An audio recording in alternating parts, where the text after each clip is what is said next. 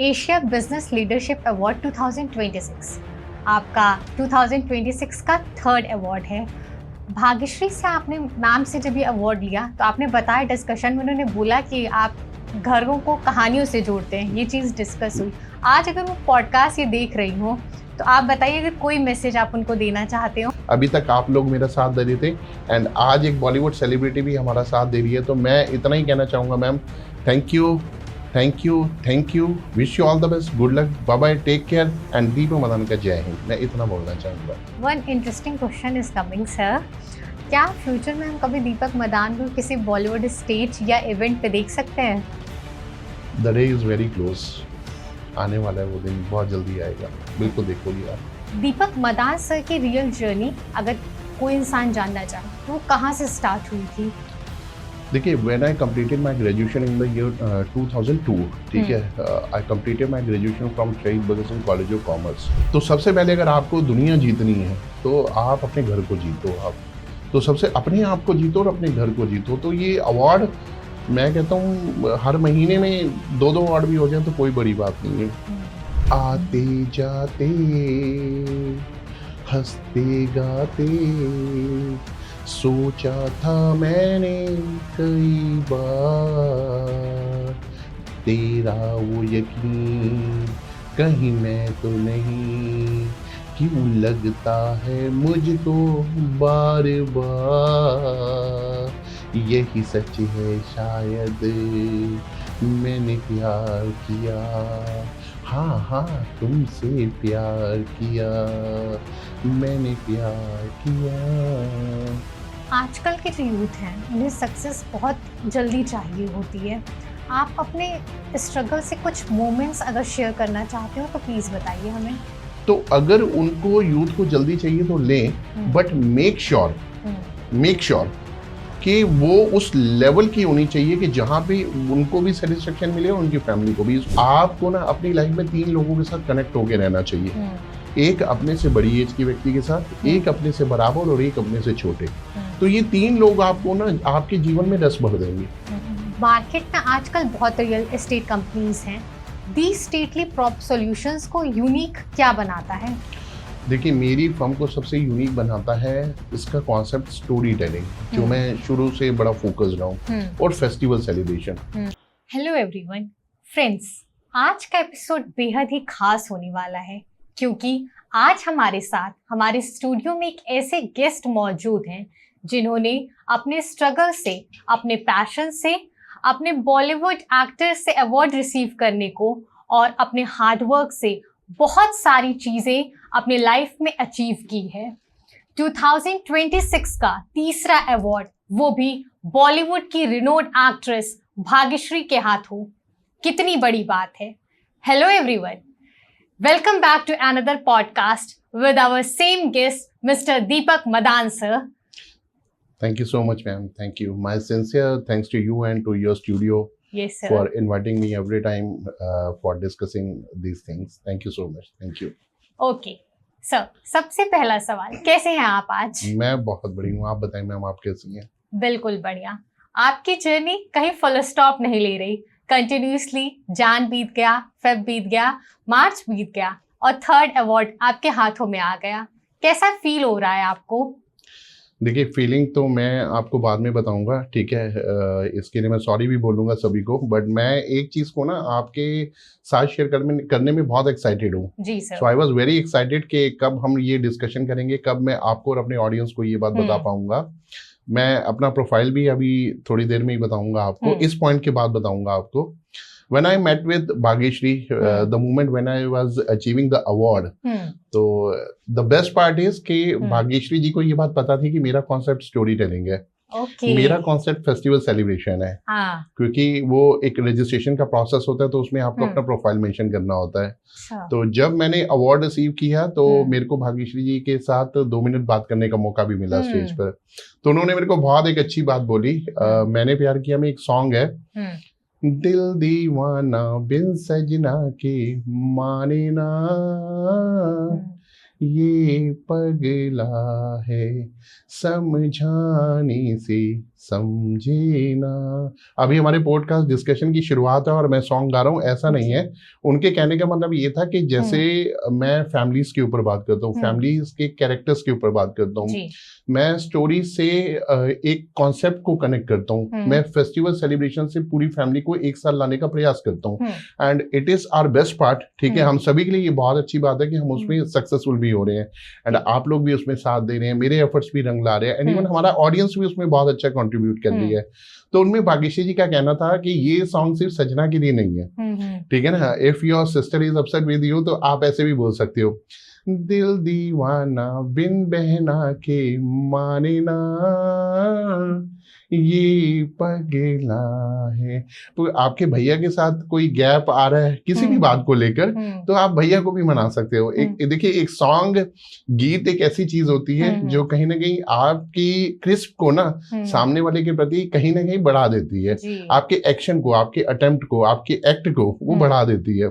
तो भैया के लिए भी उन्होंने ऐसे बोला, दिल दीवाना बिन भैया के माने ना, ये पगला है समझाने से समझे ना। तो ये जो दो डिस्कशन हुए ना, तो मेरे को लगा कि मेरे पीछे 1.5-2 साल की जो मेहनत है ना, my efforts are bringing colours, तो मेरे को बहुत अच्छा लगा। तो ये एक बहुत बेस्ट पार्ट था जो मेरे को लगा मैं शुरू में ही आपको बता दूं। तो ये मेरे को बहुत अच्छा लगा था उस मोमेंट पे, जिस मोमेंट पे मेरे को अवार्ड मिल रहा था। सर, आपने क्रेजी होने की बात की, तो मैं भी और मेरी ऑडियंस भी बहुत ज्यादा क्रेजी होगी अगर हमें वो वीडियो देखने को मिल जाए। या sure ma'am, thank you please.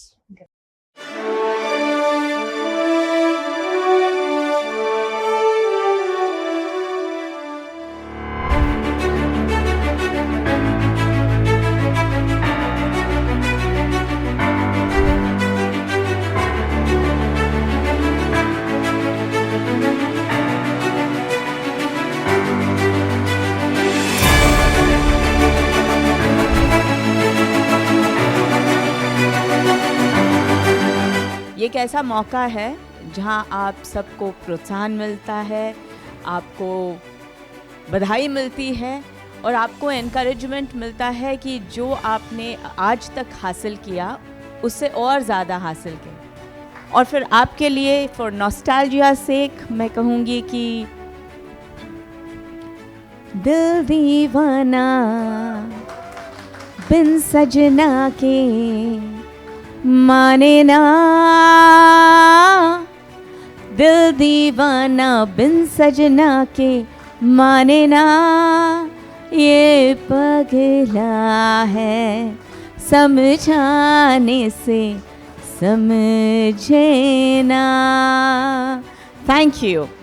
The Best Leadership Award 2026 award goes to the Stately Prop Solutions. I request Mr. Deepak Madan, founder of the Stately Prop Solutions, to please come forward.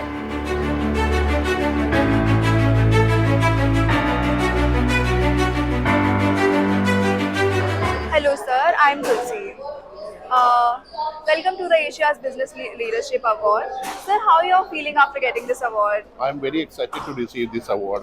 It is a very excited moment that we are connecting to the people, and lot of people, they are coming from the different city. Yeah. So we are getting the opportunity to do the networking, which is the basic requirement of the business, to do the business in an excellent manner. So I am very excited. So can you tell us little about yourself and your son? Thank you so and your much. Business also. Thank you so much for providing this wonderful opportunity on this platform. My name is Deepak Madan. The name of my firm is The Stately Prop Solution. I am certified data consultant in Faridabad. So I started my venture last 1.5 years back. So earlier I was a part of the corporate. Okay. I mean to say, हम कह सकते हैं कि I have given my best 15 years to the corporate world. So नौकरी करने के बाद now I started my own business. Oh. The theme of my company is based on storytelling and festival celebration. Okay. So ideally people ask me, Deepak, how does stories works? How does festival celebration work in the real estate? मैं मानता हूँ हर घर कुछ कहता है. Every home has a soul. Yeah, ठीक है. that's Stories true. and festival that give new shape, new dimension, Yeah. new definition to the society हाँ जी, बिल्कुल. and family, and even their relationships, and आज की डेट में वो बहुत जरूरी है. हाँ. When families are becoming from joint to nuclear, ठीक है ना, people don't know, even families don't know कि एक आपस में रिबॉन्डिंग क्या होती है, आपस में एक रिलेशंस क्या होते हैं, and there are very few families.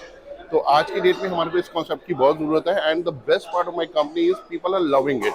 लोग इसको पसंद कर रहे हैं, एंड मतलब I am really very excited. जो आज ये अवार्ड मिला है वो इसी चीज़ को लेकर मिला है कि जो आपका कॉन्सेप्ट है that is stories, story telling, that is festival celebration. So I am very excited और बहुत अच्छा लग रहा है.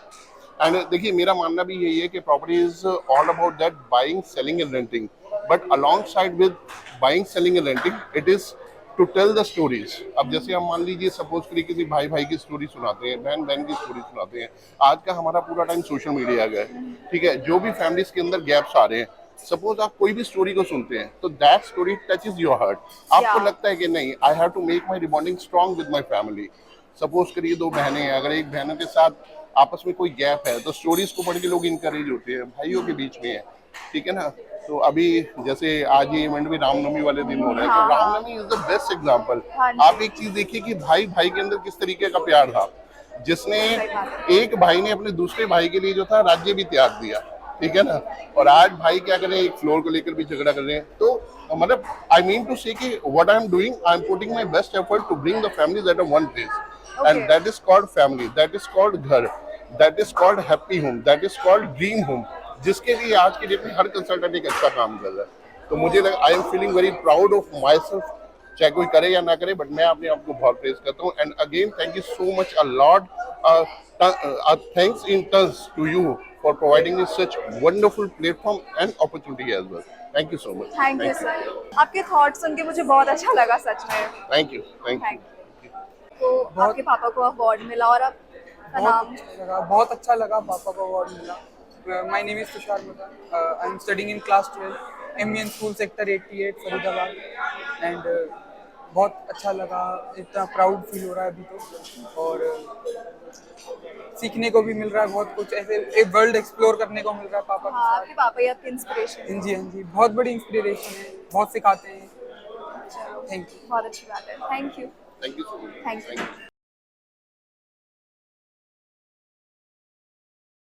एशिया बिजनेस लीडरशिप अवार्ड 2026 आपका 2026 का थर्ड अवार्ड है. भाग्यश्री से आपने, मैम से जब ये अवार्ड लिया तो आपने बताया डिस्कशन में, उन्होंने बोला कि आप घरों को कहानियों से जोड़ते हैं, ये चीज़ डिस्कस हुई. आज अगर वो पॉडकास्ट ये देख रही हो तो आप बताइए अगर कोई मैसेज आप उनको देना चाहते हो. मैं तो इतना कहना चाहूँगा, thank you so much ma'am for adding your value to me, ठीक है. I was a single one and the host like you are supporting to me in the success journey of storytelling and festival celebration. अभी तक आप लोग मेरा साथ दे रहे थे एंड आज एक बॉलीवुड सेलिब्रिटी भी हमारा साथ दे रही है. तो मैं इतना ही कहना चाहूँगा ma'am, thank you, thank you, thank you, wish you all the best, good luck, bye bye, take care, and Deepak Madan का जय हिंद. मैं इतना बोलना चाहूँगा. Definitely. Let's shift to Bollywood now. आपने बहुत छोटे टाउन से आप बताया, आप थे वहाँ से, तो एक टाउन ड्रीमर के लिए एक उस स्टेज पे रिनोड बॉलीवुड एक्ट्रेस से अवार्ड लेना, फीलिंग क्या रही थी और माइंड में चल क्या रहा था उस वक्त? देखिए, इस फीलिंग को ना मैं एक ही चीज बोलूंगा, इसको मैंने तकरीबन 7 बार, पिछली बार और तीसरी बार 10 बार मैं इसको फील कर चुका हूँ. When you are leaving your chair, जहाँ पे आप बैठे हो, आप स्टेज पे जा रहे हो, आपके कानों में गड़गड़ाहट है तालियों की, ठीक है, एक एंकर की आवाज आ रही है, the stately prop solution founder mister Deepak Madan, you are invited. So एक वो जो एंकर आवाज है जो आपको पुश करती है वो चलने के लिए, एंड आप स्पेस देख रहे होते हैं, वो फिर वो स्टेज पे जाना, वो जो 3 स्टेयर्स होती हैं उनको छूना और एकदम स्टेज पे जाना और एकदम से भाग्यश्री को देखना और एक हेलो और एक गेस्चर और एक वो ट्रॉफी सामने आना, एंड कैमरामैन कहिएगा ना सर आप ऐसे, मैम आप ऐसे, सर ऐसे, थोड़ा सा बेटा आप ऐसे. तो उस फीलिंग के लिए ही जिंदगी है. देखिए, मैं एक चीज आपको बोलूंगा, उस फीलिंग के लिए ही जिंदगी है. और उस फीलिंग को क्या शब्दों में मैं एक्सप्लेन करूं, मतलब ऑसम फीलिंग, मतलब बहुत मजा आता है, बहुत अच्छा लगता है. और उस समय एक लायबिलिटी और रिस्पॉन्सिबिलिटी अपने ऊपर एक और आ रही होती है कि नहीं, next time more bigger than this, एक रिस्पॉन्सिबिलिटी। देखिए कोई भी अचीवमेंट खाली अचीवमेंट नहीं है, क्योंकि दुनिया का एक रवैया और भी है कि अगर आप एक अचीवमेंट लेके चुप बैठ गए तो लोग ये बोलेंगे आने वाले दिनों में ये वो तो आपकी किस्मत थी।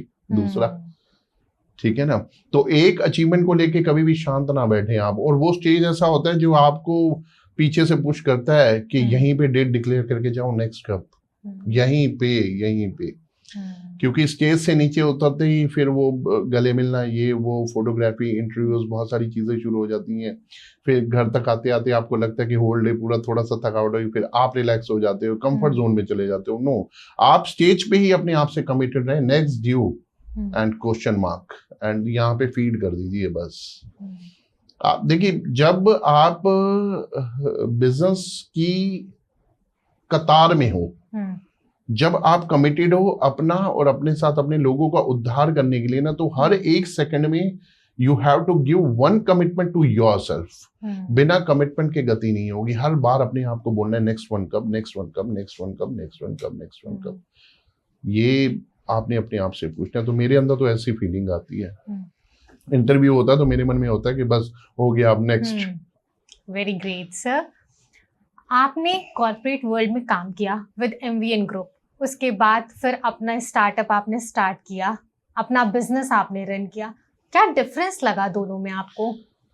देखिए, पहले तो ऑल दो सभी ऑडियंस जानती है, बट फिर भी ठीक है, हर पॉडकास्ट में, हर डिस्कशन में हमारे साथ नई ऑडियंस ऐड ऑन होती है जी।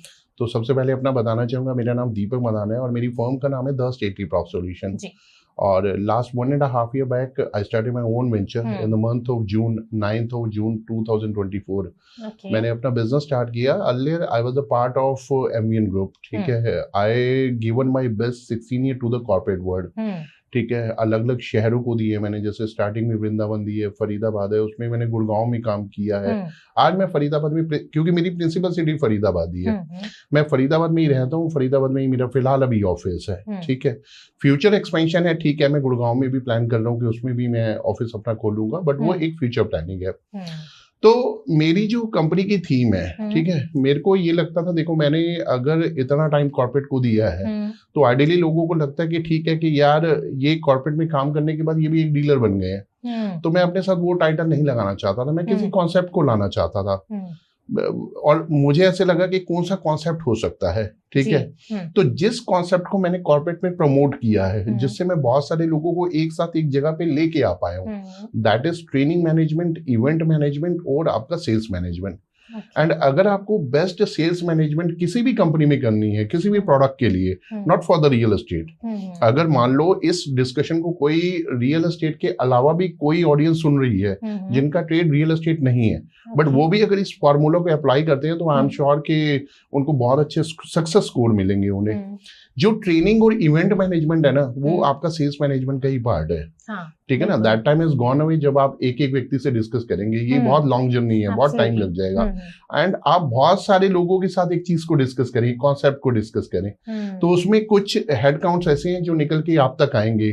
वो आपके डिसीजन को जो है एक्सेप्ट करेंगे, आपके कॉन्सेप्ट को एक्सेप्ट करेंगे, आपको ग्रीन सिग्नल देंगे, तो आपको उससे क्या हो, एक स्पार्क मिलेगा कि मैंने मान लो अगर 50 लोगों के साथ डिस्कशन किया और 10 लोगों ने उसमें हामी भरी, तो एक साथ आप और देखिए व्यवसाय में ना मैं एक चीज बोलता हूँ, कोई व्यक्ति अगर आपके साथ ऐड हो रहा है तो एक स्कूल लाइफ होती है और एक प्रोफेशनल लाइफ होती है। तो प्रोफेशनल लाइफ का ना मैथ बिल्कुल अलग है, ये 1+1=2 नहीं है, हमने स्कूल में यही पढ़ा है। बट प्रोफेशन में क्या होता है, 1+1=11 होता है। वो 9 जो होते हैं ना, वो साइलेंट आपको सपोर्ट कर रहे होते हैं, बहुत सारे लोग होते हैं। तो मैंने कॉर्पोरेट में इवेंट मैनेजमेंट बहुत अच्छे से की है, जिसमें मैंने फेस्टिवल सेलिब्रेट किए हैं, जिसमें मैंने कॉर्पोरेट के सेल्स इवेंट किए हैं, बहुत बड़े लेवल पे किए हैं, बहुत सारे लोगों को एक साथ इनवाइट करके उनको प्रोजेक्ट के बारे में बताया है और बहुत अच्छे रिजल्ट भी लेके आया हूँ मैं। एक प्रोजेक्ट के ऊपर तो मैंने 3 से 4 महीने के अंदर 248 अपार्टमेंट बेचे थे, ठीक है। और पूरी टीम को मैं गोवा लेकर भी गया था। तो इस तरीके की अचीवमेंट रही है। तो जब मैंने अपना वेंचर स्टार्ट किया तो मेरे को एक चीज समझ आई कि real estate is all about that buy sell and rent. लोगों को ये समझ आता है कि आपके पास एक प्रोडक्ट है, एक सेलर होना चाहिए, एक बायर होना चाहिए और बस ये एक डील मैच्योर हो जाए। This is actual real dealing, मतलब जिसको लोग बोलते हैं ना डीलर, बट आपका ये जो ट्रेड है ना, ये इंडस्ट्री है, ये इससे बहुत आगे है, बहुत बड़ी है, बियॉन्ड यस बहुत बड़ी है। वो बड़ी कैसे है, जब आप इसमें कोई कॉन्सेप्ट ऐड करते हैं। आप कॉन्सेप्ट कैसे ऐड करते हैं, मेरा स्टोरी टेलिंग है। शुरू में मेरे को लोगों ने बोला कि भाई स्टोरी टेलिंग कैसे प्रमोट करेगा आपके इस प्रोजेक्ट को। मैंने कहा करेगा, बिकॉज क्योंकि जब आप घर ले रहे हो तो आप घर अकेले के लिए नहीं ले रहे हो, ठीक है, उसमें फैमिली जाएगी, और फैमिली में देखो रिलेशंस हैं, ठीक है, और फिर वही वाली बात आती है, देखो भाई भाई है, बहन बहन है, ठीक है, और दीवारें बोलती हैं, बहुत सारे कॉन्सेप्ट है। Every home makes a story and every story makes a home, तो बहुत सारे कॉन्सेप्ट आते हैं। तो मैंने ठीक है भगवान का नाम लिया और इन दो कॉन्सेप्ट को शुरू किया, फेस्टिवल सेलिब्रेशन को भी शुरू किया और स्टोरी टेलिंग को भी, और आज रिजल्ट देखो आपके सामने है कि वो स्टार्टअप था, वो इनिशिएटिव था, वो एक फर्स्ट स्टेप ऑफ स्ट्रगल था। स्ट्रगल आज भी है, बट द रिजल्ट इज कि वो स्ट्रगल आज की डेट में अवार्ड में जाता जा रहा है। और it is a very best part for me. I am very delighted to announce के, मतलब मैं एक बार तो सरप्राइज था, believe me ma'am, believe me, मैं बहुत सरप्राइज था कि मैडम ने बोला कि I listen your few podcast and listen your interview also, and you were saying कि आपकी जो कंपनी का कॉन्सेप्ट है that is based on story telling, और हमने एक दो स्टोरीज भी सुनी है, बट वो मोमेंट ऐसा था कि इतनी ज्यादा बात हो नहीं सकती थी, बट जो उन्होंने हिंट दिया तो मुझे समझ आया कि नहीं, मेरा कॉन्सेप्ट जो है एक्सप्लोर हो रहा है, वो लोगों के दिलों तक जा रहा है कहीं ना कहीं। I have been capable to touch the heart of others, the people they are listening to me and the people they are watching our podcast. तो मेरे को बहुत अच्छा लगा। और अच्छा, इसके अलावा एक दूसरा बेस्ट पार्ट और भी था, वो बेस्ट पार्ट ये था कि इस अवार्ड को लेने के लिए मेरे बेटे ने मेरी कंपनी की थी, वो गया था साथ देने। एक्चुअली उसको भी मैं इन्वॉल्व करके रखता हूँ, ताकि वैसे ऑल दो अभी 12th में है, ठीक है, कोई प्रेशर नहीं है उसके ऊपर कि भाई पापा की चीजों को सीखना है या नहीं सीखना, बट ठीक है, अगर साथ में है, स्कूल की उसकी छुट्टी थी तो वो साथ गया, उसने माहौल को देखा कि क्या हो रहा है, और फिर देखो एक अवार्ड स्टेज पे मिलना, पापा को इनवाइट किया, पापा के साथ वहां पे जाना और अवार्ड को रिसीव करना, डिस्कशन को सुनना, डिस्कशन में इन्वॉल्व होना, तो ये एक और प्लस पॉइंट था। तो बहुत अच्छा लगा मेरे को, मतलब one of the best award that I received in 2020। Although पहले दो अवार्ड भी मेरे बहुत बेस्ट रहे हैं, मुझे बहुत अच्छा लगा, बट यहाँ ज्यादा अच्छा लगने का कारण ये था कि मेरे को उनको ये पता था कि मेरी कंपनी का कॉन्सेप्ट जो है वो स्टोरी टेलिंग है। तो ये I would love to say you know मैं अपने आप को भी प्रेज करना चाहूंगा, and thank you once again, a big thank you in turns to all the audience, sincere thanks to you and even to the entire studio also. Thank you so much. आपके platform के बगैर और आपके initiative के बगैर शायद ये possible नहीं हो पाता, बट मैं हर उस व्यक्ति का तहे दिल से धन्यवाद करना चाहूंगा जिन्होंने अपना 1% का भी 0.1% का भी कंट्रीब्यूशन मेरे को मेरी सक्सेस जर्नी के अंदर दिया है। तो again thank you and thank you. We all welcome you, sir. Thank you. Deepak sir, आज लोग आपको एंटरप्रेन्योर की नज़र से देखते हैं क्योंकि आपने अपनी कंपनी स्टार्ट की है। दीपक मदान सर की रियल जर्नी अगर कोई इंसान जानना चाहे तो वो कहाँ से स्टार्ट हुई थी? देखिए, when I completed my graduation in the year 2002, ठीक है, I completed my graduation from Shaheed Bhagat Singh college of commerce. Okay. तो जब वहाँ से मैंने ग्रेजुएशन की, देखिए क्या होता है कि जब फैमिली के अंदर कोई ये समझाने वाला नहीं होता है कि आपने करना क्या है और क्या नहीं करना, and if we are talking about 2 decades back, तो कोई भी टेक्नोलॉजी इतनी एडवांस नहीं थी कि आपको ये पता हो कि आपने करना क्या है, क्या नहीं करना। अच्छा, दूसरा कई बार ये भी होता है कि आप ना बहुत ज्यादा अपनी फैमिली को इन्वॉल्व नहीं करना चाहते इन चीजों को लेकर, क्योंकि देखो उस समय फैमिलीज भी, देखिए I with all due respect and regards, ठीक है, पहले जमाने में पेरेंट्स इतने पढ़े लिखे नहीं होते थे, बट मैं फिर एक चीज बोलूंगा, with all due respect and regards, अगर आज मैं इस लेवल पे हूं तो वो मैं उन्हीं की वजह से ही हूँ, ठीक है। तो हमें लगता था कि हम अपने करियर और एजुकेशन की चीज अपने पेरेंट्स को ना बताएं, ठीक है, क्योंकि देखिए मेरे फादर को साइकिल चलाने भी नहीं आती थी। तो जब उन्होंने मेरे को दिल्ली भेजा था ना, तो उन्होंने एक चीज बोली थी कि अच्छा, एक ही बेटा हूं मैं उनका, तो पेरेंट्स के अंदर ना थोड़ा सा डर भी होता है अपने बच्चों को लेकर। तो मेरे फादर ने जब मेरे को दिल्ली भेजा था ना, तो एक चीज कह के भेजा था कि बेटा कोई भी ऐसा काम मत करना कि तेरे को बचाने आना पड़े और तेरे पापा को साइकिल चलानी भी नहीं आती, तो मैं नहीं पहुंच पाऊंगा।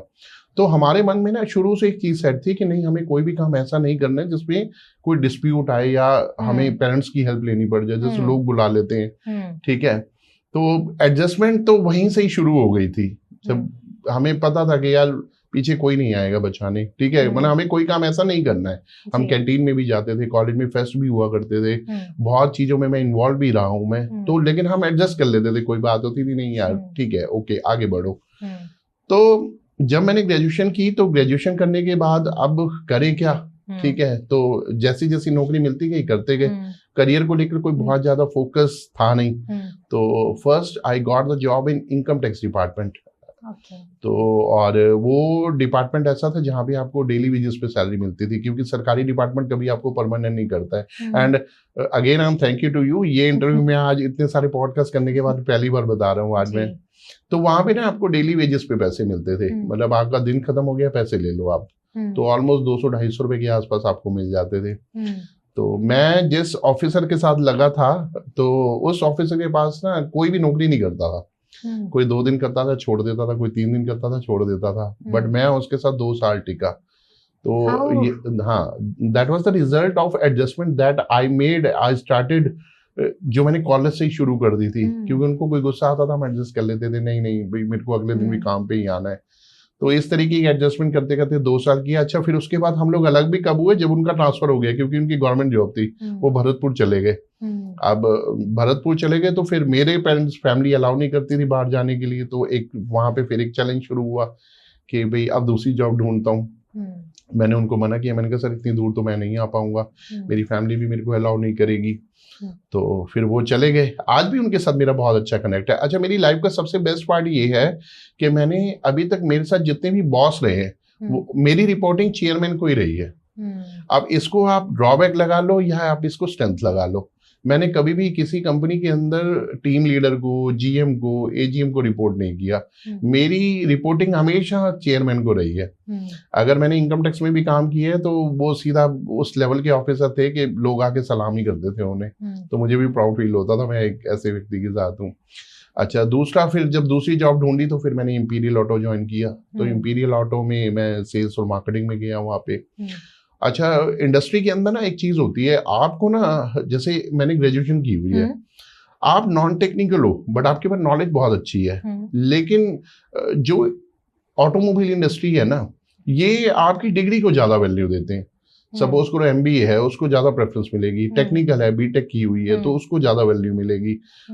आपकी नॉलेज उस समय काम नहीं करती, बिकॉज क्योंकि आप उस समय ग्रोइंग स्टेज पे हो। तो मुझे समझ आया, मैंने कहा यहाँ पे पैसे वैसे तो बढ़ेंगे नहीं, यहाँ तो ऐसे ही चलता रहेगा। तो लेकिन फिर भी वहां पे मैंने 2-2.5 साल नौकरी की। तो 2-2.5 साल के बाद फिर मेरे को समझ आया कि Deepak, only the service industry is made for you, because if your communication is good, ठीक है, if your personality is good, आप पब्लिक डीलिंग कर सकते हो, आपके पास वो स्टेमिना है, स्ट्रेंथ है, तो आप किसी प्रोडक्ट बेस्ड कंपनी में ना जाए। तो एक चीज समझ आई, और काफी लोगों ने भी एडवाइस किया। ऑल्दो उन लोगों में काफी लीडर टाइप के लोग थे, ऐसा नहीं कि किसी ने भी बोला और मैंने इंडस्ट्री चेंज कर दी, नहीं। उसमें उन लोगों ने बोला कि जिन लोगों के पास एक अच्छा खासा एक्सपीरियंस था, तो उन्होंने बोला कि service industry is made for you. I think we think you should have to try at least once you go with service industry. फिर मैं कोटक महिंद्रा बैंक में गया। तो बैंकिंग में हमने बहुत कुछ सीखा। बैंकिंग की, अगर मैं तो हर किसी को ये बोलूंगा, अगर आपको जिंदगी में कुछ करना है ना, तो एक बार बैंकिंग की ट्रेनिंग आप जरूर लो। उसमें आपको बिल्कुल बेसिक टू बुलेट्स, ठीक है ना, बेसिक टू एडवांस, आपको ऐसी ऐसी चीजें सिखाई जाती हैं, और आपको 20 साल की जर्नी में आपने क्या क्या सीखना है वो आपको 2 साल में सिखा दिया जाता है, इवन 2 महीने में सिखा दिया जाता है। आप किसी भी बैंक को ज्वाइन करो, ठीक है, ऑल्दो मैं फाइनेंस में था, तो उसमें क्या था कि फर्स्ट 3 डेज आपकी ट्रेनिंग होती है। मतलब आपकी कंपनी के अंदर ज्वाइनिंग हुई है, तो ऐसा नहीं है कि आप जाते ही काम करने लग जाओगे, नहीं, सब कुछ छोड़ दो। 3 दिन आपके ट्रेनिंग के हैं। तो वो ट्रेनिंग इस लेवल की होती थी कि चौथे दिन जब आप कुर्सी पे बैठते थे ना, तो एक ग्रैटिट्यूड लेवल, गेस्चर लेवल, आपका काम करने का तरीका, 8 घंटे में कैसे वो रिजल्ट निकालने हैं, तो मार्वलस, वो अमेजिंग था। तो मतलब मैं ये बोलूंगा कि that was the real time when the actual learning, my actual learning have been started. वो वहां से शुरू हुई। तो होते होते जर्नी, फिर कोटक महिंद्रा में भी अच्छा टाइम निकाला। उसके बाद फिर रियल एस्टेट समझ आया। फिर एक चीज समझ आई कि देखो, सारी दुनिया में लोग पैसे कमाना चाहते हैं, ये सच है, आप मानती हैं। सारी दुनिया में दूसरा सच ये भी है कि लोग ज्यादा पैसे कमाना चाहते हैं। तो बिल्कुल। ज्यादा पैसे कमाने के लिए आपको उस इंडस्ट्री में जाना होगा जिसमें ज्यादा पैसे हैं। पैसे हर इंडस्ट्री में है। आई एम नॉट सेइंग कि बैंकिंग में पैसे नहीं है, इंश्योरेंस में पैसे नहीं है, ऑटोमोबाइल में पैसे हर जगह है, लेने वाला होना चाहिए। लेकिन उस इंडस्ट्री को ज्वाइन करो जिसमें ज्यादा पैसे हैं। तो उसमें बॉलीवुड है और आपका रियल एस्टेट है। तो बॉलीवुड समझ आया कि अब हमारी उम्र निकल चुकी है, ठीक है ना। तो 20-21 साल की उम्र में आप बॉम्बे जैसे शहर में जाओ, स्ट्रगल करो, ठीक है, आपकी जैक हो, ठीक है, तब जाके कहीं सिंगिंग में थोड़ा सा कोई आपको एंट्री मिले तो ठीक है, नहीं तो फिर बैक टू पवेलियन हो जाओ। और तब तक एज हो जाती है 27-28 साल, फिर वो पर्सनल लाइफ भी आपकी डिस्टर्ब होने लग जाती है। तो फिर समझ आया कि नहीं, real estate is good if you are making your bright career, आप एक अच्छा ढूंढ रहे हो। लेकिन उसमें भी फिर हम हुआ क्या कि जॉब में चले गए, और किसी व्यक्ति ने मेरे को वृंदावन से इंट्रोड्यूस कराया। बट उसमें भी मैं हैप्पी हूँ, ठीक है। हर व्यक्ति की अपनी डेस्टिनी है कि आपको कौन सी चीज आपके जीवन में कब आनी है, कब मिलनी है, कब आप क्या करोगे क्या नहीं करोगे, ठीक है ना। तो ऑल्दो अभी कई लोग मेरे को बोलते हैं, दीपक जी आपने बिजनेस का डिसीजन बहुत लेट लिया है, आपको पहले लेना चाहिए था। मैं ये कहता हूँ ठीक है, KFC के मालिक ने 60 साल की उम्र में बिजनेस शुरू किया। कईयों को चीज कोई समझ ही, देखिए यहाँ पे ना मैं हर उस व्यक्ति को एक आंसर देना चाहूंगा इस चीज को लेकर ना। बहुत सारा रहता है कि यार मैं आगे रह गया, मैं पीछे रह गया, वो जिंदगी दौड़ में आगे निकल गया, मैं पीछे रह गया। हम अपने कंपटीशन में सुनते हैं, अपने सर्कल में सुनते हैं, फैमिली में सुनते हैं। तो उन लोगों को मैं बड़ा सिंपल सा एक आंसर देना चाहूंगा, एंड इसको जरूर फॉलो करें। रोड पे जब आप गाड़ी चला रहे हो ना, आप एक जगह पे गाड़ी रोको, आपको 4 गाड़ियां आगे दिखाई देंगी, 4 पीछे, हो गई सेटिस्फेक्शन। आप गाड़ी चला के आप 10 किलोमीटर आगे चले जाओ, फिर गाड़ी रोको, फिर आपको 4 गाड़ी आगे दिखाएंगी, 4 पीछे। तो आप लाइफ में जिस भी फ्रेम पे हो ना, जिस भी जगह पे हो, वहां पे आपको यही दिखाई देगा कि 4 लोग आगे, 4 लोग पीछे हैं। बस आपका साथ कौन देना चाहिए? आपकी हेल्थ आपके साथ होनी चाहिए, ठीक है। सबसे पहले आप अपने शरीर को फिट रखिए, क्योंकि शरीर सही है ना तो आप 100 साल की उम्र में भी बहुत कुछ कर लेंगे, आसमान छू जाओगे आप। तो पहली आपकी हेल्थ आपका साथ दे, वो साथ ना छोड़े। दूसरा आपकी फैमिली आपका साथ दे, और तीसरा आपका मोटिवेशन लेवल, बस। चौथा कुछ नहीं चाहिए। लोग आपको बिजनेस के लिए चाहिए, बट आपके मोटिवेशन के लिए नहीं चाहिए, क्योंकि आप अंदर से इस बात के लिए कन्विंस हो कि आप बच्चे नहीं हो। एक बच्चा जब किसी घर में या कहीं पे भी रोड पे या मार्केट में हल्का सा गिरता है, तो उसके पेरेंट्स के साथ साथ उसको और लोग भी उठाने पहुंच जाते हैं, अरे अरे बच्चा गिर गया, बच्चा गिर गया। वो इसलिए उठाते हैं क्योंकि वो रियल में बच्चा है। बड़े बच्चे को नहीं उठाते, बड़े बच्चे को खुद उठना पड़ता है। बड़ा बच्चा, आई मीन टू से आप और मैं। तो अगर हमारे को ये भ्रांति या भ्रम है कि दुनिया हमें उठाएगी, तो इस भ्रम को भी बहुत जल्दी निकाल दें। तो चौथा ये भी एक वैल्यू हम ऐड करें कि किसी भ्रम में ना रहे, हमें उठना है। तो उसके लिए मैटर ये नहीं करता कि आपकी एज कितनी है, आप 25 साल में बिजनेस कर रहे हो, 30 साल में कर रहे हो, 35 में। The idea, when the idea came into in your mind ना, और आपके माइंड ने बोल दिया गो अहेड, ग्रीन सिग्नल, आप वो बिजनेस करो बस। ओवरऑल आज आपने मेरी बहुत बारीकियां आपकी कम्युनिकेशन बहुत अच्छी है। आप अंदर से बहुत कुछ इंसान को हल्का कर देती है। No all the credit goes to you, because it is the result of your fluency and the word that you are delivering to me, और actually क्या जानना चाह रही है। तो चलो, thank you so much, thank you। आपकी सारी बातों से एक चीज तो मुझे समझ आई, it's never too late to start। yes ये हर उस बच्चे के लिए है। कोई बच्चा अगर स्कूल गोअर है, ठीक है, आज वो कॉलेज जा रहा है, तो उसके लिए एक लर्निंग है कि कभी भी अपने आप को डिप्रेस बिल्कुल भी ना फील करें, और तुलना किसी से भी ना करें। Absolutely। Sir, since when you have started these Stately Prop Solutions till now, it's continuing only, कभी दिमाग में ये चीज रिकॉल की है कि the step you took, it was not good? देखिए, मैं आपको ना एक चीज बोलना चाहूंगा। जैसे अभी आपने मेरे से एक सवाल भी पूछा था, और मैंने उसके आंसर में ये भी बोला कि वो मेरे एफर्ट से थे, वो आज अवार्ड और इससे पहले भी हम एक अवार्ड के ऊपर आप और मैं डिस्कशन कर चुके हैं, ठीक है ना, मौनी रॉय को लेकर। तो मैं यहाँ पे ना आपको एक चीज बोलूंगा। देखिए, बाहरी दुनिया के अंदर जो जीत है ना, जीत, विनिंग, जिसको हम विन कहते हैं, विन करने के लिए आपने अपना घर छोड़ा और मैंने अपना घर छोड़ा है, और जितनी भी ऑडियंस हमारे को सुन रही है, वो एक फिक्स टाइम के ऊपर अपना घर छोड़ती है और एक फिक्स टाइम पे अपने घर में जाती है। इसका मतलब वो दुनिया में कुछ अचीव करना चाहते हैं, ठीक है। इसमें ये मेरी अपनी परसेप्शन है, मेरी अपना थॉट प्रोसेस है। इसको कोई कितना सही मानता है नहीं मानता, वो उनका परसेप्शन है। बट मैं इसको ऐसे मानता हूँ, आप अगर अंदर से अपने आप को जीता हुआ मान रहे हो ना, आप अंदर से जीता हुआ नहीं, तो बाहर की जीतना बहुत आसान है। बाहर आपको ऐसा लगता है कि स्ट्रगल है, लोग हैं, कंपटीशन है। आप मेरे को एक चीज बताइए, कोर्ट से ज्यादा कंपटीशन कहाँ होगा? एक वकील के साथ सटा हुआ दूसरा वकील बैठता है, but it depend on your knowledge, आपका तरीका कि वो एक क्लाइंट आ रहे, इतने सारे वकील बैठे हैं। आप इससे, ये दुनिया में कंपटीशन तो बिल्कुल ना के बराबर है उस कंपटीशन के आगे। इवन मैं भी अगर कभी जाना पड़े, खुदा ना खास्ता कि कोई व्यक्ति कभी जाए, तो आप देखो ना कितना कंपटीशन है, ठीक है ना। तो इसको यहाँ पे मैं 2 लाइनों के माध्यम से आपको समझाना चाहूंगा कि वो लाइन क्या है। When you start up your own business, when you start any initiative, ठीक है, दैट यू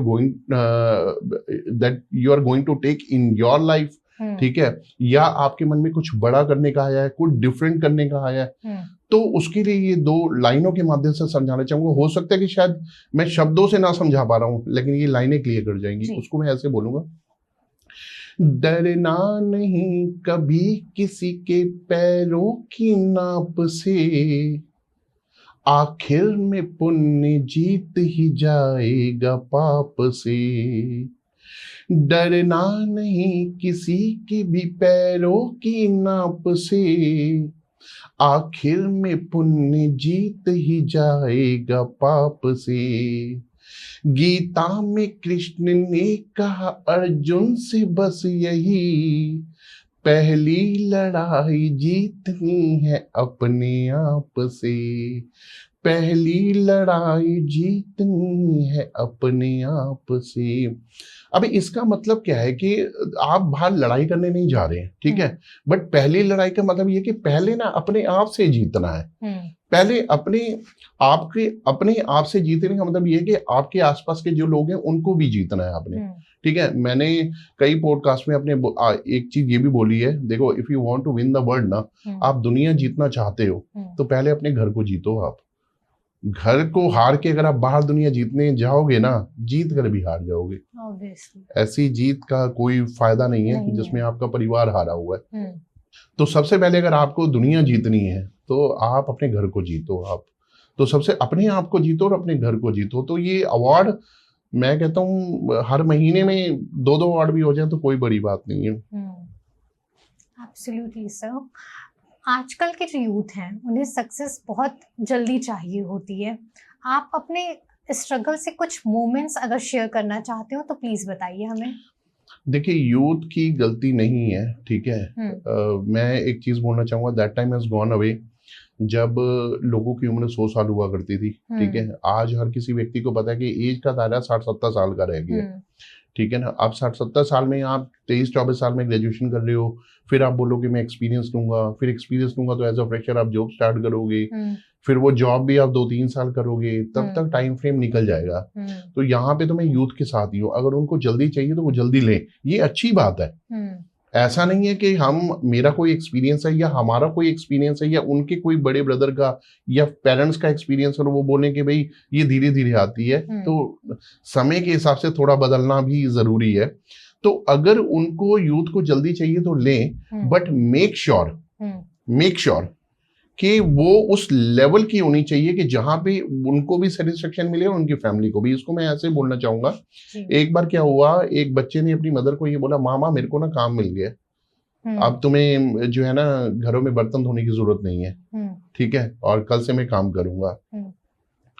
तो माँ उसकी ज्यादा पढ़ी लिखी थी नहीं, जैसे मैंने बताया पहले जमाने में लोग ठीक है एवरेज हुआ करते थे। तो लेकिन माँ उसकी जो है ना, रात को बेटा सो रहा था तो उसके पास गई, तो उसकी माँ ने कहा, बेटा जब तूने मेरे को ये बताया कि मेरे को काम मिल गया तो मैंने तेरे से नहीं पूछा कि क्या काम मिला है, क्योंकि मैं इतनी पढ़ी लिखी हूँ भी नहीं, तू बता भी देगा तो भी शायद मेरे को समझ नहीं आएगा, क्योंकि मेरे को तो घर के साधारण काम करने ही आते हैं। लेकिन बेटा मैं एक चीज बोलना चाहूंगी, मेरे को ना बचपन से लेकर आज तक तुझे उठाने की आदत है, तेरे बालों में हाथ मार के तुझे उठाना, ठीक है, और मैं ये चाहती हूँ कि मेरी लास्ट सांस तक ना मेरी ये आदत बनी रहे कि मैं तुझे ऐसे ही उठाऊं।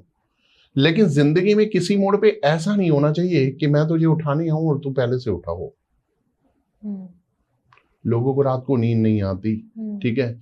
लोग आजकल के यंगस्टर्स थोड़ा सा इन लाइनों में भी जा रहे हैं, अल्कोहल कंपोजिशन पे, जुआ में जा रहे हैं, गैम्बलिंग में जा रहे हैं, ठीक है, कुछ ऐसे टास्क में भी जा रहे हैं जो कहीं ना कहीं फैमिली कनेक्टेड नहीं है, ठीक है, सोसाइटी के कनेक्टेड नहीं है, तो ऐसे कामों में ना जाए। काम सेफ हो, सिक्योर हो, सुरक्षित हो, आपके परिवार की महिमा को बढ़ाने वाला हो। आप 18 साल में सक्सेस हो। आई am with all the youngsters, मैं उन सब लोगों के साथ हूँ, आज के यूथ के साथ हूँ मैं।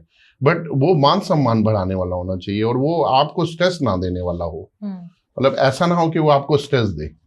तो मैं यूथ के साथ हूँ, मैं तो इतना कहना चाहूंगा आपको।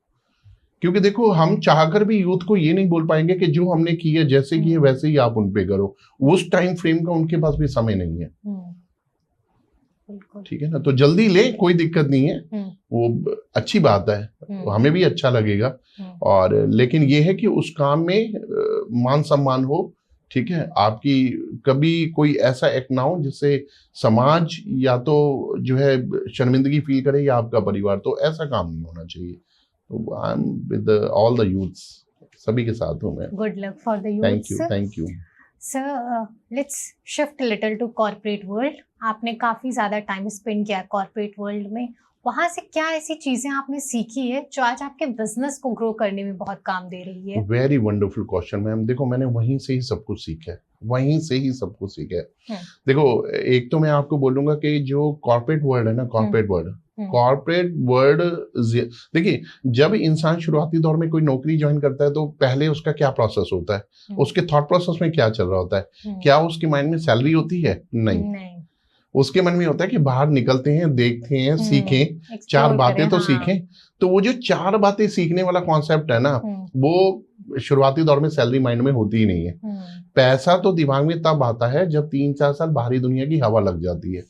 ठीक है ना, क्योंकि उन 3-4 सालों में बाहरी दुनिया की हवा भी लग गई और आपने अपने खर्चे भी बाहरी दुनिया के हिसाब से बढ़ा लिए, क्योंकि आसपास आपने देखा। अभी आप एक प्लेन फोन के साथ भी हैप्पी हो, बट अगर आपने किसी दूसरे को देख लिया कि उसके पास एडवांस लेवल का फोन है जिसकी कीमत 1.5 लाख रुपए, अब आपके वहां पे ड्रीम बढ़ने शुरू हो गए हैं। तो कॉर्पोरेट इज बेसिकली जो आपको सबसे पहले सिखाता है पंक्चुअलिटी। जो लोगों का 9:50, 9:30, 10 बजे पंच करने का, एक फिंगर लगाने का टाइम होता है, मैंने लोगों को देखा है वो रोड पे भाई साहब किस तरीके से उनको पहुंचना होता है, क्योंकि वहां पे 2 मिनट भी लेट हो गए तो there is a provision to deduct your salary. तो वो नहीं चाहेंगे कि उनके 500 रुपए भी कटें। पंक्चुअलिटी के बाद आता है सबसे बड़ी बात है टीम हैंडलिंग, एक टीम मिक्सिंग।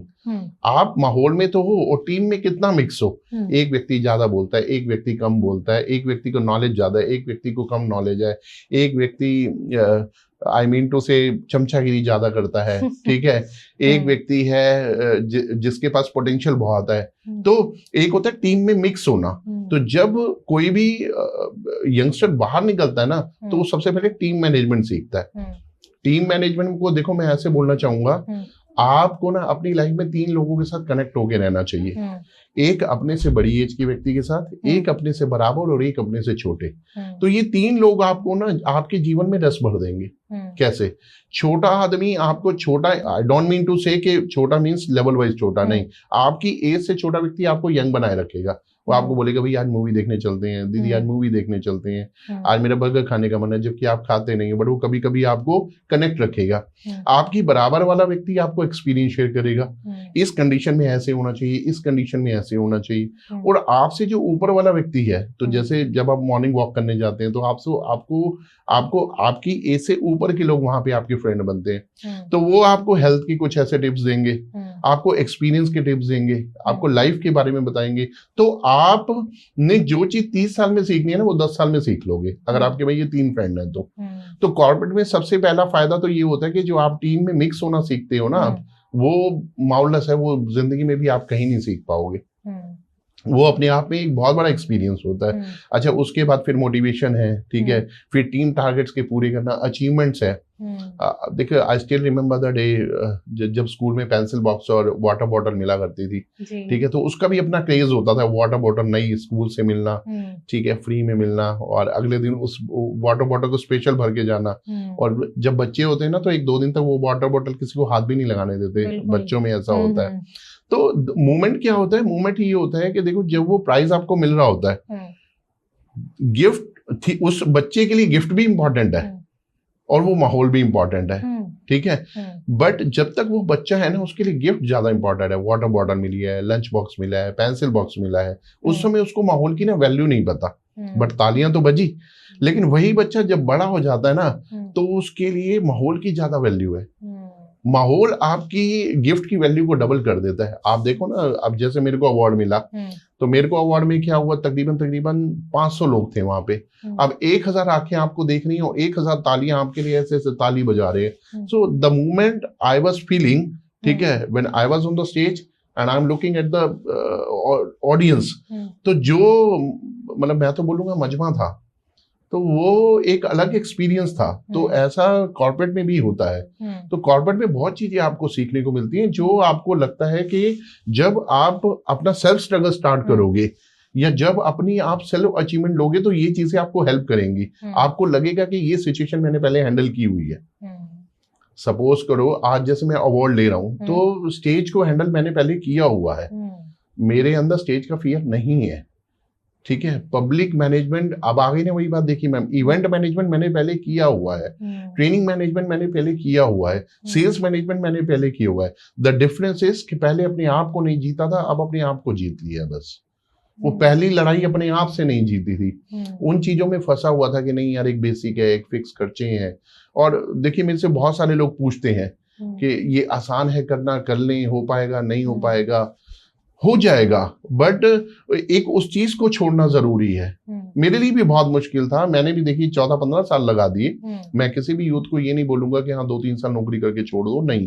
हर किसी का अपना अपना एक थॉट प्रोसेस है। और मैं फिर आपको एक चीज बोलूंगा, डेस्टिनी आपसे कब क्या करवा रही है, एंड आपकी कोई पावर नहीं है कि आप जीवन में आप ही सब कुछ कर रहे हो।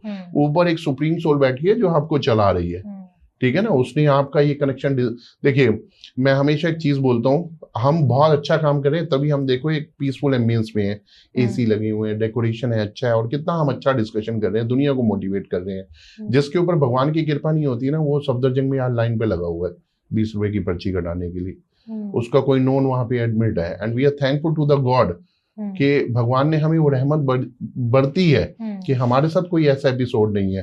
तभी तो हम ये अच्छा काम कर पा रहे हैं। आप इस माहौल में बैठिए, मैं इस माहौल में बैठा हूँ, हमारी ऑडियंस डेडिकेटली हमारे को एकटक आंखों से देख रही है, सुन रही है। तो ये ऊपर वाले का आशीर्वाद है। आप यहाँ पे आज अपनी मर्जी से नहीं है और मैं अपनी मर्जी से यहाँ पे नहीं हूँ। मैं अपनी मर्जी से स्टूडियो में भी नहीं हूँ और द स्टेटली प्रॉप सॉल्यूशन का फाउंडर भी नहीं हूँ। वो उसकी मर्जी है, तो उसकी मर्जी के बाद पत्ता नहीं हिलता। मेरी उम्र तो 41 साल है,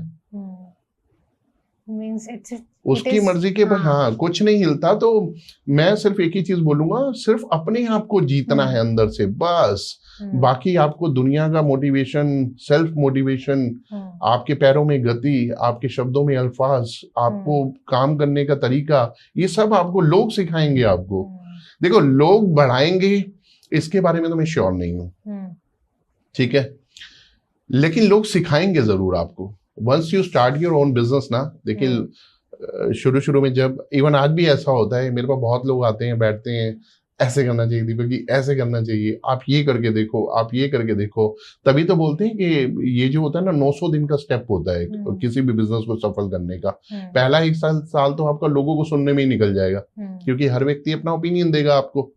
अब ऐसा तो नहीं है कि आप इस तरीके से एक बॉल बन जाओगे, कभी इस फिंगर से बॉल यहाँ पे जा रही है और इस फिंगर से यहाँ पे जा रही है, ऐसा तो होगा नहीं। आप हर ओपिनियन को लोगे, बट उसमें से कौन सा बेस्ट है उसका सिलेक्ट करोगे, and according to that you will act accordingly. आप तभी करोगे ना। तो पहला साल 1.25 साल तो ऐसे ही निकल जाता है, ठीक है। उसके बाद फिर आप एक स्ट्रीमलाइन में आने शुरू होते हो, आपको लगता है कि नहीं अब थोड़ा सा जो है ना गाड़ी चलनी शुरू हुई है। और फिर एक वक्त आता है कि आपके खुद के जो एक्सपीरियंस, कलेक्टिव एक्सपीरियंस एक जगह पे आ जाते हैं और आप सही दिशा में चलना शुरू हो जाते हैं। तो इस तरीके से आप जो है ना, ये जो सीक्वेंस है, देखो 2025 में मैं 7 बार अवार्ड ही रहा हूँ, जबकि 2024 में मैंने बिजनेस शुरू किया था, ठीक है। और जब बिजनेस शुरू किया तो बहुत सारे लोग जो मेरे साथ डायरेक्टली कनेक्टेड है, उन्हें पता है कि मेरे पास पैसे भी नहीं थे, बट मैंने फिर भी शुरू किया करते गए। आज देखो 1.5 साल हो गए, एंड आई एम श्योर कि 2 साल बाद भी हम इसी माहौल में बैठ के एक बहुत अच्छी अचीवमेंट को डिस्कस कर रहे होंगे, ये मुझे यकीन है। और मैं अंदर से जीता हुआ हूँ बस। It's all because of your hard work also, sir, and the destiny which is pre-decided. एक चीज का डिफरेंस मैं आपसे जानना चाहूंगी, आपने कॉर्पोरेट लाइफ की तो वो कंफर्टेबल रही होगी, एज आई थिंक। आपने बिजनेस स्टार्ट किया वो एक रिस्क लेने का स्टेप होता है. How would you differentiate among these both things? देखिए रिस्क ना दोनों जगह पे आपका बराबर ही है. देखिए आप मेरे को एक चीज बताइए, मैं एक चीज बोलता हूँ कि ये दुनिया आपकी एक गलती का इंतजार कर रही है. आपके अंदर कितनी क्वालिटीज हैं, पीपल मतलब लोगों को 1% की भी केयर नहीं है कि आपके अंदर कितनी क्वालिटीज हैं. ठीक है, बट आपके अंदर कमी कौन सी है, लोग इसको उजागर करने के लिए तैयार बैठे हैं.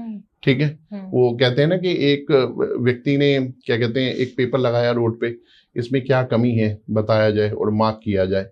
ठीक है, तो लोगों ने अपने अपने रिस्पॉन्स दिए. ठीक है कि भाई इस पे ऐसे होना चाहिए, इस पे ऐसे होना चाहिए, इस पे ऐसे होना चाहिए. अगले दिन उस व्यक्ति ने बोला मैंने प्लेन पेपर लगाया था. प्लेन पेपर पे भी उसने ये बोला कि भाई इसमें क्या क्या मिस्टेक्स हैं, तो लोगों ने उसके ऊपर भी बहुत सारे उसमें चीजें मेंशन मार्क कर रखी थी. ठीक है, तो प्लेन पेपर के ऊपर भी लोग मिस्टेक निकालने के लिए तैयार है. तो हम तो man is the model of mistakes. हम तो प्लेन नहीं है, एक आधी कमी तो आपके अंदर भी होगी. नो वन इज परफेक्ट, कोई भी परफेक्ट नहीं है. ब्रह्मा विष्णु महेश भी परफेक्ट नहीं थे. ठीक है ना, तो लोग आपकी मिस्टेक्स को ही हाईलाइट करना चाहते हैं. तो आपको इस टेस्ट को एक्सेप्ट करना होगा कि लोगों का टेस्ट ऐसा है. इसके साथ जितने जल्दी आप फ्रेंडली हो जाओगे ना तो बहुत लोगों को अपना साथी बना लोगे आप. और जब आप ये बोलोगे नहीं नहीं इसकी आदत तो ऐसी, मेरे को तो इससे बात ही नहीं करनी, तो फिर आप सारी दुनिया को छोड़ दोगे आप, क्योंकि सभी का नेचर ही ऐसा है. तो यहाँ पे मैं एक चीज बोलूंगा, अगर सपोज करो आपने कॉर्पोरेट में हो और आपने कोई एक काम गलत कर दिया, तो क्या आपकी मैनेजमेंट आपको बर्दाश्त करेगी? एक बार, दो बार, तीसरी बार फायर. अगर कॉर्पोरेट में हायरिंग होती है तो फायरिंग भी होती है. ठीक है ना, तो वो फायरिंग, अब बात आ गई आपके बिजनेस की, तो इसका मतलब आपको फायरिंग का फियर है ना कि गलती से भी मेरे से कोई काम गलत ना हो जाए. आपको कॉर्पोरेट में गलती करने के बावजूद भी आपकी नौकरी तभी बच सकती है जब आपको चमचागिरी आती है. अदरवाइज आपका एक ऑरा है. ठीक है, आपकी अपनी एक एबिलिटी है, आपकी अपनी एक क्वालिटी है, जिस क्वालिटी से आपको पता है कि मैं नीचे नहीं जाऊंगा, चाहे नौकरी जाती है जाए, कोई दिक्कत नहीं है. I don't have a care, but मेरी ये क्वालिटी है और इस क्वालिटी के अकॉर्डिंग मैं ये काम करूंगा. इससे इसको करने से ये काम होगा. बिकॉज क्योंकि देखिए जो व्यक्ति प्रोड्यूस करना जानता है ना, वो हर जगह प्रोड्यूस करना जानता है, चाहे वो नौकरी कर रहा है, चाहे वो बिजनेस कर रहा है. चाहे वो नौकरी कर रहा है, चाहे वो बिजनेस कर रहा है. तो ऐसा व्यक्ति कभी भी अपने आप को डाउन नहीं करेगा. वो कहेगा जी मैं आई am putting my best for the welfare of my company. मैं अपनी कंपनी की देखभाल के लिए ये सब कर रहा हूँ. ठीक है, बट उसमें आप फिर चमचागिरी नहीं कर रहे, चाटुकारिता आपके अंदर नहीं है. ठीक है ना, तो ठीक है, फियर वहां पे भी है, यहाँ पे भी है, बट द पॉइंट इज कि यहाँ पे अब आप एक चीज देखिए, मैंने कॉर्पोरेट में छुट्टी की है, मैंने बोला कि मेरा पेट दर्द हो रहा है, मैं नहीं आ रहा, मेरी तबीयत ठीक है, मैं नहीं आ रहा. कल 9 बजे तक काम किया था, 10 बजे तक काम किया था, कंपनी में कोई इवेंट होता 2 बजे तक, मैं अगले दिन नहीं जाता था. बट आज मैं अपने काम में, मेरे को नहीं पता मेरा कब पेट दर्द हुआ, मैं डेली मेरा ऑफिस खुल रहा है, डेली मैं काम कर रहा हूँ, मैं रात 10 बजे तक काम कर रहा हूँ मैं. तो ये आपका बस एक माइंडसेट चेंज होता है. ठीक है ना, और वहां पे अच्छा मैं एक चीज तो बड़ी सिंपल सी बोलूंगा, when you are doing job, when you are giving your services to others, you are not putting your 100%. आप 100% डाल ही नहीं रहे हो. कोई व्यक्ति बोले आके मेरे को, मैं गीता, कुरान, रामायण और महाभारत की कसम खाता हूं कि आई एम पुटिंग माई बेस्ट, मैं कहता हूँ झूठी कसम है. आप दे ही नहीं रहे, वो 100% का प्रयास आ ही नहीं रहा. जब आपका चेयरमैन आपको कोई बात करने के लिए बोलेगा और आप बोलोगे नहीं नहीं ये काम ऐसे ना करके ऐसा हो तो ज्यादा अच्छा है, लेकिन फिर आप बोलोगे मेरी नौकरी चली जाएगी अगर मैं ऐसा बोलूंगा तो. इसलिए फिर जो ऊपर से ऑर्डर आ रहा है, आप क्यों? क्योंकि you are getting the salary, you are getting the, फिर वो कहेंगे जी वो जैसे बोल रहे हैं वैसे. आधी से ज्यादा दुनिया यही चल रही है जी, वो जैसे बोला जा रहा है वैसे ही कर लो, ज्यादा दिमाग मत लगाओ. तो ज्यादा दिमाग लगाने के लिए बिजनेस ही है. तो मैं इस चीज का बहुत मतलब, ये भी मैं यही बोलूंगा, ये कोई डिबेट का विषय नहीं है. अगर कोई इस लाइन को सुन रहा हो तो ये मेरा अपना परसेप्शन है.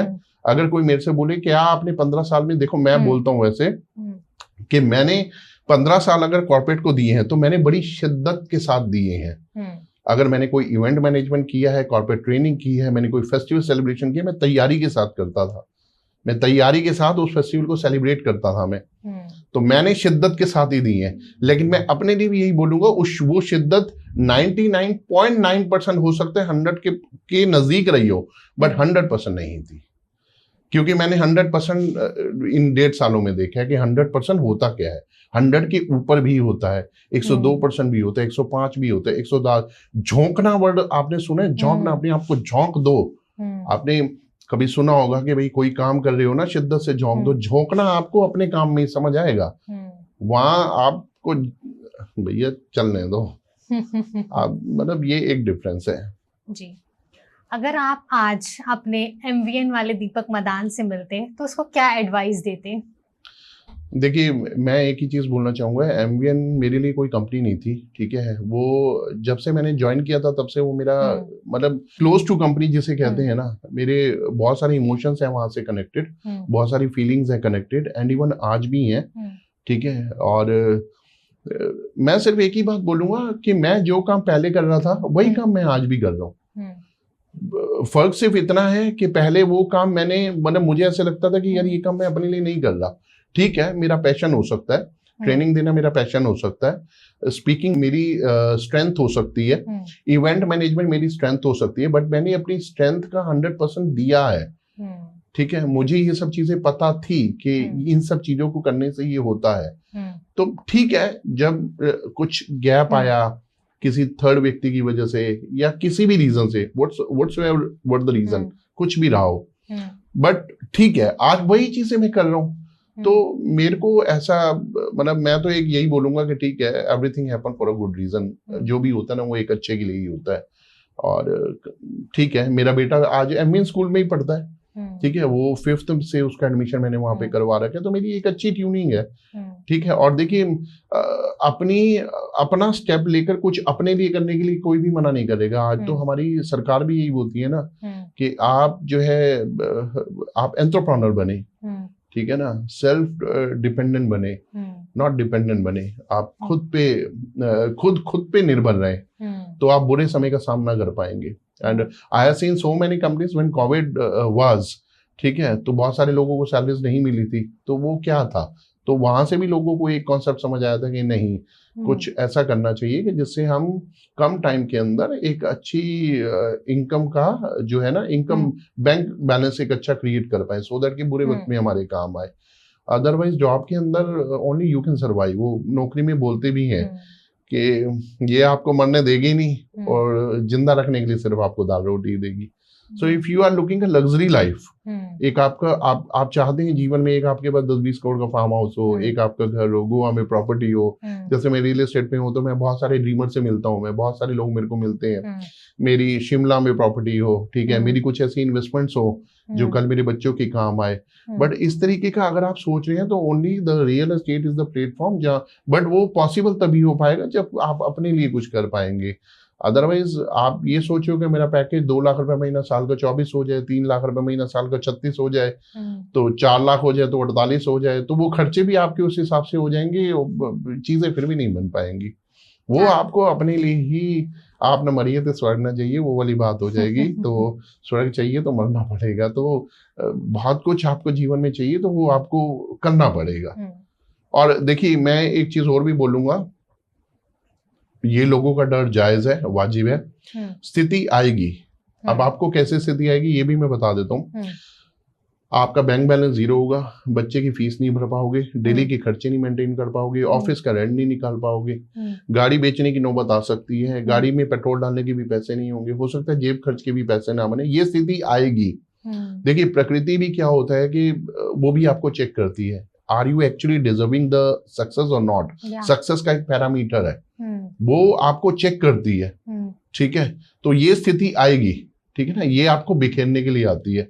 और देखिए, होता क्या है कि कोई भी इंसान है ना, कोई भी इंसान बिखरता जरूर है, लेकिन जीवन उसका बनता है जो बिखरने के बाद निखरता है, जो निखरने के लिए एफर्ट करता है। कोई बिखर के बिखरा ही रह जाता है और कोई बिखर के निखर जाता है, लेकिन बिखरोगे जरूर आप। एंड वो उसका, अच्छा, इसके पीछे भी रीजन है कि ये आपके जीवन में क्यों होगा। ये आपके जीवन में इसलिए होगा ताकि आप अपनी सक्सेस स्टोरी बना पाए। मैं स्टोरी कॉन्सेप्ट, आपके जीवन की सफलता की एक कहानी होनी चाहिए। कल जब एक बहुत बड़ा मंच आपके पास हो, ताल कटोरा जैसा स्टेडियम हो और 10,000 लोग वहां पे हो, तो आपके पास एक स्टोरी होनी चाहिए जिसको लोग सुने, जिसको लोग सुने कि मेरी स्थिति ऐसी हो गई थी कि मैं मरने वाला था, बैंक के लोग मेरे घर के बाहर खड़े रहते थे, क्रेडिट कार्ड के मैं बिल नहीं भर पाया था, बैंक बैलेंस मेरा 0 था। ये स्टोरी, बट ये सब चीजें होने के बावजूद भी मैं लगा रहा, मैंने स्ट्रगल किया करते करते आज मैं इस मुकाम तक पहुंचा हूं। तो जब उस मुकाम पे पहुंचोगे ना, उस मुकाम पे मिली हुई चीजों को आप अच्छा मेंटेन कर पाओगे, आप अच्छी अलाइनमेंट कर पाओगे चीजों की, सो दैट कि आपने बुरा वक्त देखा हुआ है। तो ये चीजें आपके साथ होंगी, इसके लिए प्रिपेयर रहो। यही फियर है, और कोई फियर नहीं है। जीत तो आप अंदर से गए ही हो। उस टाइम पे अगर आपने गिव अप कर दिया होता तो शायद आज आप यहाँ नहीं बैठे हाँ थे। जी, आपने नहीं, सहता- मेरी लाइफ में आज भी स्ट्रगल बराबर है मैम। सेंस ऑफ सिक्योरिटी अभी भी मन में है, थोड़ा सा डर, बिकॉज और देखिए वो वाजिब भी है। स्कूल गोइंग चाइल्ड है, घर के खर्चे हैं, गाड़ी आपने रखी हुई है, ऑफिस आप मेंटेन कर रहे हैं, लोगों के साथ आप मिल रहे हैं, बिजनेस आप चला रहे हैं, ऑफिस आपका रेंट पे है, वो चीजें हैं, बट हो जाएंगी रिफाइन। ठीक है, बिजनेस का पैरामीटर है, नॉर्म्स है, एक्चुअली क्या है, एक रोड पाथ है ये बिजनेस का, जिसको फेस करना ही करना है। अदरवाइज आप विन हो ही नहीं पाओगे। कहते हैं आप जीत का असली मजा ही तब ले पाओगे जब आपको हार का स्वाद ले रखा हो आपने।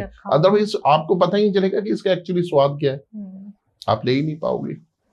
Let's shift our gear to now business. आज आप, मेरे को लग रहा है पूरे मूड में बैठे हो आप, हमारे ऑडियंस को बिल्कुल बहुत सारे एंटरप्रेन्योर्स आप क्रिएट करने वाली हैं। ठीक है, and I am really very happy and even dilated, feeling very happy कि आप अपने क्वेश्चन से उस तरीके के आंसर, मैं लिटरली बता रहा हूँ, मेरे 30-35 पॉडकास्ट हो चुके हैं, इस तरीके का कम्युनिकेशन मैंने अभी तक जो है नहीं डिस्कस किया है, बट आज बहुत सारी चीजें ऐसी डिस्कस हुई हैं जो आउट ऑफ द सब्जेक्ट हैं। ठीक है, जो हम भाग्यश्री का आज अवार्ड के डिस्कस के लिए बैठे हैं, बट मुझे ऐसे लगता है कि आप भी किसी भाग्यश्री से कम नहीं है। ठीक है ना, क्योंकि देखो आप और हम मोनीरार पे भी साथ में ही थे। ठीक है ना, तो एक्चुअली क्या था, जो डिस्कशन हमें यहाँ पे आज करना चाहिए था, वो डिस्कशन मेरा स्टेज पे हो गया था। ठीक है ना, जो हम भाग्यश्री के माध्यम से स्टोरी टेलिंग कॉन्सेप्ट बताते, फेस्टिवल सेलिब्रेशन बताते, और वो अवार्ड लेके कैसा फील हुआ, वो हम चीजें करते, तो लेकिन वो स्टेज पे हो गया था। भाई देखो ये कितनी बड़ी बात है कि आपका जो डिस्कशन है वो एक बॉलीवुड एक्ट्रेस तक पहुंचा हुआ है। ठीक है ना, तो इट सिंपली मीन्स कि अगली बार आप शायद कभी भाग्यश्री से मिले तो आप वो शायद ये आपको बोल सकती हैं कि मैंने आपको दीपक जी के साथ देखा कि यू आर मिस अंजलि। तो ये पॉसिबिलिटी हो सकती है कि हम दोनों का चेहरा बड़ा कॉमन है, तो ये एक बहुत अपने आप में। It will be honest sir. Business की तरफ शिफ्ट करते हैं हम। मार्केट में आजकल बहुत रियल एस्टेट कंपनीज हैं, दी स्टेटली प्रॉप सॉल्यूशंस को यूनिक क्या बनाता है? देखिए, मेरी फर्म को सबसे यूनिक बनाता है इसका कॉन्सेप्ट स्टोरी टेलिंग, जो मैं शुरू से बड़ा फोकस रहा हूँ, और फेस्टिवल सेलिब्रेशन। देखिए, अगर मैं फरीदाबाद की बात करता हूँ ना, 5700 ब्रोकर्स हैं, 5700 ब्रोकर्स, और 200-250 ब्रोकर होंगे जो ऑन पेपर होंगे, जिनके बाद रेरा सर्टिफिकेट होगा। रेरा सर्टिफिकेट, अच्छा सबसे बड़ी बात, the stately prop solution is RERA certified consultant. मैं अपनी कुर्सी पे तब बैठा था जब मैंने पीछे रेरा का सर्टिफिकेट लगाया था। एंड इवन ठीक है, गुड़गांव के अंदर तो लोग अवेयर हैं इस चीज को लेकर, वो सबसे पहले सर्टिफिकेट पूछते हैं रेरा का। ठीक है, कि क्या चैनल पार्टनर या कंसल्टेंट जो है वो रेरा के पैनल पे आते हैं या नहीं आते। ठीक है, तो मैंने सबसे पहले रेरा लिया था। उसके बाद मैंने इसके अंदर ये देखा कि भैया मेरे को वैल्यू कौन सी ऐड करनी है। अदरवाइज जो काम सारे कर रहे हैं वही काम मैं ही कर रहा हूँ, तो फिर मैंने 15 साल का इतना कॉर्पोरेट का एक्सपीरियंस ही क्यों लिया। ठीक है ना, तो मुझे तो कॉर्पोरेट में ही रहना चाहिए था। ज्यादा ज्यादा ये होता कि भाई अगर मैं यहाँ पे जितना भी पैकेज ले रहा हूँ, इससे हायर पैकेज के लिए मैं किसी दूसरी कंपनी में ट्राई करता, बट मेरी वर्किंग तो सेम ही रहती ना। तो मेरे को था, मैंने कहा नहीं, मुझे कुछ नया करना है, कुछ एड ऑन करना है, मुझे बहुत सारी टीम बनानी है, मुझे बहुत लोगों को साथ लेके आना है। तो somebody told me कि दीपक, जो मार्केट पे प्रॉब्लम है ना, उसी को आप अपना सॉल्यूशन बनाओ। अब मार्केट में प्रॉब्लम क्या है, मैंने यहाँ पे देखा है, यहाँ पे कोई भी डील जो होती है ना, बहुत रेयर डील्स ऐसी होती हैं जो बड़ा स्मूथली क्रैक हो जाए, और हर डील के अंदर कुछ ना कुछ प्लस माइनस हसल बसल आता है। तो मेरे को लगा, मैंने कहा नहीं, एक कॉन्सेप्ट ऐसा इंट्रोड्यूस करते हैं जो लोगों को अट्रैक्ट करे। पहला था स्टोरी टेलिंग। ठीक है, तो मैंने स्टोरीज को अपना बेस बनाया। मैंने कुछ ऐसी स्टोरीज कलेक्ट की, जैसे भाई भाई के ऊपर कलेक्ट की, बहन बहन के ऊपर, कुछ माँ बेटे की स्टोरीज मैंने बनाई, कुछ मैंने फादर और डॉटर की स्टोरीज बनाई। तो इस तरीके की स्टोरीज को मैंने थोड़ा सा डिस्कस करना शुरू किया, अपनी थीम्स में मैंने बताया। अच्छा, फिर मैंने एक फेस्टिवल सेलिब्रेशन का कॉन्सेप्ट लेके आया थ्रू पॉडकास्ट कि फेस्टिवल को सेलिब्रेट करने से क्या होता है क्या नहीं होता। देखो, मैं एक चीज बोलता हूँ, आप और हम अगर हम करियर की बात कर रहे हैं ना, हम करियर जब यूथ की बात कर रहे हैं कि वो जल्दी सफल होना चाहते हैं, क्यों? क्योंकि आज वो एज का दायरा ही इतना नहीं है कि उनके पास 100 साल है, नहीं 100 साल नहीं है उनके पास। तो मैं ये बोलता हूँ पूरी फैमिली के पास भी तो नहीं है, पूरी फैमिली के पास भी तो नहीं है ना। तो जो फेस्टिवल आज है, जो आज का, अच्छा मैं फेस्टिवल्स को लेके इतना क्रेजी हूँ, मतलब मैं आपको बोलूंगा इवन आज अगर कोई फेस्टिवल नहीं भी है ना, तो आप खामा डे मना लो, खामा खा बैठे बैठे आप कुछ समोसे मंगवा लो, कुछ खा पी लो, उसको सेलिब्रेट कर लो आप, क्योंकि आज में ही जीवन है। आज जो आज है ना वही आज है, और यही जिंदगी है, और यही सफलता है, यही सक्सेस है। Make your today better. तो जरूरी नहीं है आप संडे मंडे ट्यूसडे फिर किसी फेस्टिवल का वेट करो, एंड मन आ रहा है तो कुछ खामा खड़े भी आप सेलिब्रेट कर लो। आप अपने बिजनेस की बात करें सर, रियल एस्टेट में आज जो सबसे ज्यादा फैक्टर देखा जाता है वो ट्रस्ट का देखा जाता है। तो the stately prop solution trust कैसे बिल्ड करती है अपने क्लाइंट्स के लिए? देखिए, मैं अगर बताऊं, जैसे रियल एस्टेट को बोलते हैं ना, बहुत ग्लैमरस की दुनिया है, या लोगों को ऐसा लगता है कि इसके अंदर लोग बहुत ज्यादा पैसा कमाते हैं, है भी सही, रियलिटी भी है, बट मैं फिलहाल आज भी ना बहुत ज्यादा पैसे की दौड़ में शामिल नहीं हूँ। मैं आज अकेला हूँ, बट मैं मानता हूँ मैं अकेला नहीं हूँ, मेरे साथ 60-70 लोगों की टीम है, एंड उसमें कोई 25-26 साल का है, कोई अपने बच्चे को क्रिकेटर बनाना चाहता है, स्विमर बनाना चाहता है, कोई रिटायर्ड मेल भी है, ठीक है, हाउसवाइफ भी मेरे साथ बहुत सारी जुड़ी है, इवन बहुत सारी लड़कियां जुड़ी हुई हैं मेरे साथ। Can you imagine? Yes, and they are doing work from home, because देखियो that time is gone away जब आप एक रेडियस के अंदर प्रॉपर्टी को बेच रहे हो। आप जहां पे खड़े हो आपको लग रहा है 2 किलोमीटर के रेडियस में, नहीं, आज वो टाइम है जब आप यहाँ फोन पे बात कर रही हैं और दुबई में प्रॉपर्टी बेच दोगे। आप यहाँ पे बैठे बैठे, आप अयोध्या में आप देखो, एक ग्रुप है हाउस ऑफ अभिनंदन लोधा, वो वर्चुअल क्लोजिंग कर देते हैं। आपको शहर विजिट करने की जरूरत नहीं है, आपको वहां पे प्रोजेक्ट देखने की जरूरत नहीं है, सिर्फ एक जूम मीट होती है और जूम मीट में ही वो कस्टमर को कन्विंस कर लेते हैं। तो आज की डेट में ऐसा सिनेरियो नहीं है कि आप गाड़ी में बिठाओ, दिखाओ, ले जाओ, फॉलोअप करो, फिर वो महीने बाद बताएंगे। नो, आज टाइम ऐसा है, मतलब आप ये देखो, इवन कभी आप फरीदाबाद भी आओ, मैं आपको अपनी टीम से मिलवाता हूँ, आप देखो तो उनमें जो फीमेल्स हैं, कई लोग अपना घर चला रही हैं, घर चलाते चलाते ही वो कुछ रेफरेंसेस मुझसे शेयर करती हैं, ठीक है। जो वर्किंग है, वर्किंग करते करते उन्होंने व्हाट्सएप को अपना दूसरा ऑफिस बना रखा है, ठीक है ना। क्योंकि कोई भी व्यक्ति, आप व्यक्ति को समझ आने चाहिए हो बस कि आपको रियल एस्टेट की नॉलेज है और आपको प्रोडक्ट का पता है। तो सबसे पहली बात तो स्टेटली प्रॉप सॉल्यूशन इस चीज में डिफरेंट है। मैं अकेले तो सफल होऊंगा ही नहीं, ये मेरी अपने आप से दूसरी जिद है।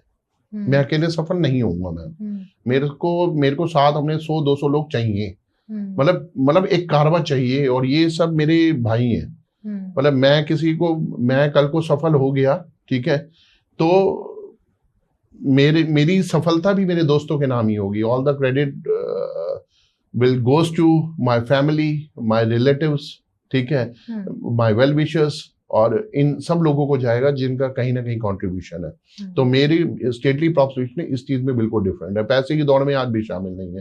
एंड मैंने बहुत सारी फैमिलीज के लिए ऐसे भी काम किया है। वाइफ कई बार बोलेगी बिल्कुल बजट नहीं है, ये कोयले की फैक्ट्री में काम करते हैं, ठीक है, हम 4 साल से किराए पे रह रहे हैं, मैं कहता हूँ आप घर ले लो, और उनके लिए मैं सीरियसली बहुत एफर्ट भी लगाता हूँ, ठीक है ना। क्योंकि मैं हमेशा एक चीज बोलता हूँ कि जब आप अपने आप को धर्म से जोड़ते हो तो धर्म ये कहता है प्रतिदिन एक नेक कार्य करो। आप नेक कार्य क्या करोगे? ऐसा तो है नहीं कि किसी को रोज रोटी खिलाओगे, ये भी नेक कार्य ही है। और वो बोलते हैं जब कोई बंदा किसी भी फैमिली का अगर बजट 50 लाख रुपए का है, आपने उनको प्रॉपर्टी दिला दी, वो 50 करते करते 55-58 तक हो जाती है। जब आपको देने की बारी आती है वो बेचारे बहुत टाइट हो जाते हैं, बचता ही नहीं है उनके पास। कोई आपको दे दे तो ठीक है, ना दे दे तो ठीक है। तो ये भी एक है, ठीक है, कोई दिक्कत नहीं है। आप अपने काम के साथ ना, वो अपने काम में आपको वैसे भी कोई भी आप काम कर रहे हो 20% का स्पेस आपको ऐसे रखना चाहिए, कोई दिक्कत नहीं। ये मेरे व्यवसाय को सरेंडर है, कोई दिक्कत नहीं, ऊपर वाला देख रहा है। तो आपने be honest with your profession, be honest with your customers, be honest with your investors, be honest with your with those people they are connected with you. तो आप अपने आप को दूसरे से अलग ही मानेंगे। आपको खुद पता चल जाएगा कि आप दूसरे से कितना अलग है। फ्रेंड्स, अब पॉडकास्ट का सबसे स्पेशल सेगमेंट होने जा रहा है। दीपक सर ने हमसे स्टार्टिंग में डिस्कस किया था कि वो भाग्यश्री मैम के लिए एक सॉन्ग डेडिकेट करना चाहते हैं। So sir, all stage is yours, आप शुरू कर सकते हैं। देखिए, क्योंकि मेरा जो पैशन रहा है, ठीक है, वो बहुत सारे लोगों को पता है कि कहीं ना कहीं मैं मोबिलाइज करता हूँ, ठीक है, भगवान ने वो गुण दिया है, ठीक है ना, तो वो करना चाहिए। तो मैं जो सॉन्ग भी डेडिकेटेड करूंगा, एक्चुअली मैंने प्यार किया मूवी का है, ठीक है, सलमान खान और भाग्यश्री की मूवी है, और सुपर हिट मूवी थी। इसमें भाग्यश्री जी ने जो है फिल्म फेयर फेस्टिवल अवार्ड भी लिया था इन्होंने। और अगर इनके करियर की शुरुआत करता हूँ तो ये पहली मूवी थी इनकी, और अगर सीरियल की शुरुआत करता हूँ तो कच्ची धूप एक सीरियल आया करता था जहां से इन्होंने शुरुआत की थी। तो कहीं ना कहीं ये हमारे लिए प्रेरणा भी है, ठीक है ना, कि एक फीमेल स्टार भी आप देखो कैसे एक स्टेप की शुरुआत करते करते कहाँ सीरियल, कहाँ फिर फिल्मों में आना, और फिल्मों में भी अपना एक नाम बनाना, ठीक है। तो गाना वो मेरे को तो उसमें मोटिवेशन ही नजर आता है, ठीक है। तो मैं अपने जैसे जैसे मेरी आवाज है, शब्द हैं, ठीक है, तो मैं उसमें आपके सामने रखना चाहूंगा। तो इसमें मैं दो बार प्रेजेंट करूंगा। एक बार सलमान खान कुछ भाग्यश्री के लिए बोलते हैं और कुछ भाग्यश्री सलमान खान के लिए बोलती है, ठीक है। तो पहले मैं आपको सुनाना चाहूंगा जो सलमान खान ने भाग्यश्री के लिए बोला है, ठीक है। आते जाते हंसते गाते सोचा था मैंने कई बार, वो पहली नजर हल्का सा असर क्यों करता है इस दिल को बेकरार, रुक के चलना चल के रुकना, ना जाने तुमको है किसका इंतजार, तेरा वो यकीन कहीं मैं तो नहीं, क्यों लगता है मुझको बार बार, यही सच है शायद मैंने प्यार किया, हाँ हाँ तुमसे प्यार किया, मैंने प्यार किया। तो ये सलमान खान को ऐसा लग रहा था कि जैसे भाग्यश्री रुक रुक के देख रही है, पीछे की ओर फॉलो कर रही है, ठीक है। अच्छा, अच्छी लड़कियों के अंदर ना ये बड़ी खूबी होती है कि वो बिल्कुल लव साइड पे एकदम से नहीं आती हैं, वो कुछ फीलिंग्स और कुछ रिएक्शंस होते हैं जो पुरानी फिल्मों में आपने बहुत देखा होगा कि वो धीरे से रुकना और फिर धीरे धीरे शुरुआत करना, कुछ इस तरीके से। आजकल तो खैर बहुत स्ट्रेट फॉरवर्ड है, ठीक है ना, और बहुत सारे लोग ऐसे हैं जो मैंने देखा है कि ऐसी एक्ट्रेस को फॉलो भी करते हैं, ठीक है ना। तो and Bhagyashree is one of them. तो एक ये भाग्यश्री जी के थे। तो अब आपको बताना चाहूंगा जो भाग्यश्री जी ने सलमान खान के लिए बोला था, ठीक है। आते जाते हंसते गाते होठों की कली कुछ और खिली, ना जाने दिल पे हुआ है किसका इख्तियार, तुम कौन हो बतला भी दो, ना जाने क्यों करने लगी मैं तुम पे एतबार, खामोश रहूं या चुप ही रहूं, या चुपके से मैं कर लूं ये स्वीकार, यही सच है शायद मैंने प्यार किया, हाँ हाँ तुमसे प्यार किया, मैंने प्यार किया। तो ये अल्फाज थे भाग्यश्री के लिए, भाग्यश्री जी ने जो सलमान खान के लिए बोले थे कि कौन हो तुम बतला भी दो। तो ये सॉन्ग जो है मतलब एक ऐसा साइलेंट सॉन्ग है जो कहीं ना कहीं सलमान खान भाग्यश्री में वो क्वालिटीज देख रहे हैं कि वो होता ना, actually she is the girl, ठीक है, जो मेरे साथ पूरी लाइफ स्पेंड कर सकती है। एंड वो भाग्यश्री को भी वहां पे लग रहा है कि Salman Khan is the guy जिसके साथ मेरी लाइफ पूरी चल सकती है। तो यहाँ पे भी देखो एक स्टोरी है जो उनकी स्टोरी को पूरा कैरी ऑन करेगी। And the name of the story is मैंने प्यार किया। इसको मैं बोलूंगा कि it is not the name of the film, it is the name of मैंने प्यार किया, it is the name of the story मैंने प्यार किया। आप देखो ना उन्होंने कैसे अल्फाज बोले कि तुम्हारा रुकना, रुक कर चलना, मुझे ऐसे लगता है कि कहीं तुम्हारा इंतजार मैं तो नहीं हूँ, ठीक है। और फिर वो अंदर ही अंदर अपने आप ये भी बात करता है कि यही सच है, शायद शायद मैंने प्यार किया, क्योंकि when you are in love ना, तब वो आपको ऐसा लगता है कि सामने वाले से भी रिस्पॉन्स वही आ रहा होता है। And in the words of Bhagyashree when she was addressing to Salman Khan, तब भी कॉन्सेप्ट सेम था, तुम कौन हो बतला भी दो, या फिर चुपके से मैं कर लूं ये स्वीकार, क्या सच है शायद मैंने प्यार किया, मैंने प्यार किया। तो मुझे लगता है इस सॉन्ग के अंदर एक स्टोरी है, एक सक्सेस स्टोरी है, एक सक्सेस लाइफ स्टोरी है, दो युवाओं की स्टोरी है, ठीक है। और ये एक ऐसी स्टोरी है जिन्होंने बहुत सारे लोगों को स्टोरी दी है, बहुत सारे लोगों को स्टोरी दी है। तो मैंने मतलब मैं आपको क्या बताऊं, मेरे को आज भी एक दिन याद आता है, मेरा एक फ्रेंड था, उसकी सिस्टर कभी भाग्यश्री टीवी पे आती थी तो अपने दुपट्टे से स्क्रीन साफ करती थी। So there are very few actors जिनके लोग बहुत सारे फॉलोअर्स हैं, और वो इस तरीके के फॉलोअर्स हैं कि वो इस लेवल तक का पसंद करते हैं कि वो स्क्रीन साफ करना, ठीक है। तो मतलब मुझे ऐसा लगता है कि इन्होंने दुनिया को स्टोरी दी है, एंड इवन अगर मेरी स्टोरी को लाइक किया तो दुनिया को इन्होंने स्टोरी दी है और फिर मेरी स्टोरी को लाइक किया है, तो शायद इनका नेचर भी मेरे जैसा ही है। इन्होंने भी उसी कॉन्सेप्ट को फॉलो किया, ठीक है, और उसी कॉन्सेप्ट को दुनिया को दिया, और आज देखो वो कहाँ पे है। तो बस ये मेरे लिए बहुत डिलाइटेड मोमेंट है, बहुत परफेक्ट मोमेंट है, जहाँ पे मैं अपने आप को I am feeling very proud and I am saying myself to you did good a job, आपने बहुत अच्छी की है। तो मैं तो one interesting question is coming sir, क्या फ्यूचर में हम कभी दीपक मदान को किसी बॉलीवुड स्टेज या इवेंट पे देख सकते हैं? The day is very close, आने वाला है वो दिन, बहुत जल्दी आएगा, बिल्कुल देखोगे आप। आप एक चीज देखो ना, सेलिब्रिटी आज की डेट में रियल एस्टेट का पार्ट बन चुके हैं, ठीक है ना। आप अगर मैं एमवीएन की बात करता हूँ तो एमवीएन ने 2 बार ऋचा शर्मा को बुलाया है, एंड इवन 2 बार 2 शहरों में बुलाया है, एक बार बैंगलोर के अंदर और एक बार गुड़गांव के अंदर, एंड नवरात्रों के दिनों में बुलाया है, माता की चौकी करवाई है, ठीक है। उसके बाद जस्सी गिल और बब्बन राय को बुलाया है, इवेंट करवाया है वहां पे। अगर मैं शिल्पा शेट्टी और सोनू सूद की बात करूं तो सिग्नेचर ग्लोबल जो कि गुड़गांव का ग्रुप है, इन्होंने बुलाया है, ठीक है। आप मैं इलान ग्रुप की बात करता हूं तो करण जौहर और सलमान खान को बुलाने वाला इलान ग्रुप था, ठीक है। उसके अलावा आरपीएस ग्रुप की बात करता हूं तो हर्ष गुजराल को बुलाने वाला कौन था? RPS group. ओमेक्स ग्रुप इतना बड़ा ब्रांड है जिन्होंने हर्ष गुजराल को बुलाया, कॉमेडियन है ये। तो सेलिब्रिटी जो है आज की डेट में रियल एस्टेट का ही पार्ट है, या ये लगा लो कि एक ही सिक्के के 2 पहलू हैं, both are connected with each other. तो बहुत जल्दी आप देखोगे और वो दिन मैं लेके आऊंगा। देखिए कोई भी दिन जीवन में आता नहीं, उसे लेके आना पड़ता है।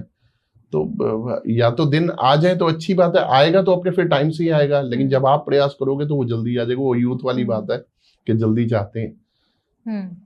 सक्सेस के बाद सर कौन सी चीज सबसे टफ होती है हैंडल करना, मनी को या फिर रिटेनिंग? फियर? नहीं, रिटेन। आप एक चीज देखिए, सॉरी पता नहीं मैं एग्जांपल सही ले रहा हूँ नहीं, pregnancy is not important, to retain the pregnancy for the another 9 months is a very important. So the same task once you got the success ना, ठीक है आपने ले ली, बट उस सक्सेस को मेंटेन करना बहुत मुश्किल है। आप देखिए थ्रस्ट नहीं मिला एरोप्लेन को, एयर इंडिया को, उसको जहाज को आसमान में अपने आप को मेंटेन करके रखना बहुत जरूरी था, बट उसे थर्स्ट नहीं मिला। So you please maintain your thirst. आप ऊंचाई पे पहुंच गए हो।